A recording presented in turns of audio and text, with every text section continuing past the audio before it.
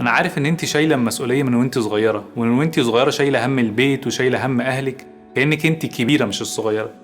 وعارف كمان ان ده كان غصب عنك بسبب غياب باباكي، لكن بدون ما تحسي سرحتي قوي في الدور ده وبقيتي تلعبي دور الاب ودور الام ودور الكبيره، وبقيتي تدي كتير قوي لحد ما نسيتي نفسك واتحرقتي، وغصب عنك سرحتي في الدور ده. فلما كبرتي وجي وقت الاختيار بقيتي تقعي هنا في مشكلتين. المشكله الاولى ان انت ممكن يجيلك ناس هي مش عايزه تشيل المسؤوليه، من كتر ما هو شايفينك انت شايله المسؤوليه وعماله تعملي، نيجي عندك ويبقى عايز يريح، ويبقى يتحول من دور الرجوله هو مستعد جدا يتخلى عنه ويتحول لدور طفوله، كأنه جواه صوت كده انا عايز ماما. فانت اللي بتلعبي الدور ده وانت اللي بتحتويه وانت بتعملي كل حاجه وهو مش عايز يشيل المسؤوليه.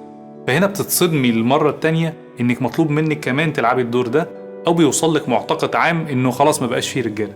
المشكله التانيه ان انت ممكن تقابلي حد راجل وزي الفل مستعد يشيل المسؤوليه، بس انت اللي تبوظي عليه الدور ده.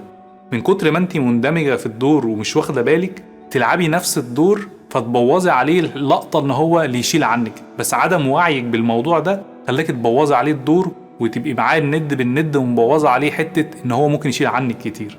فالخلاصه لو اتفرض عليك الدور ده مهم يبقى عندك وعي ان انت متفضليش تلعبي دور مش دورك، فلا تبوظي على نفسك دور انوثتك ولا تبوظي على حد دور رجولته، وخليكي مركزه في الدور المطلوب منك.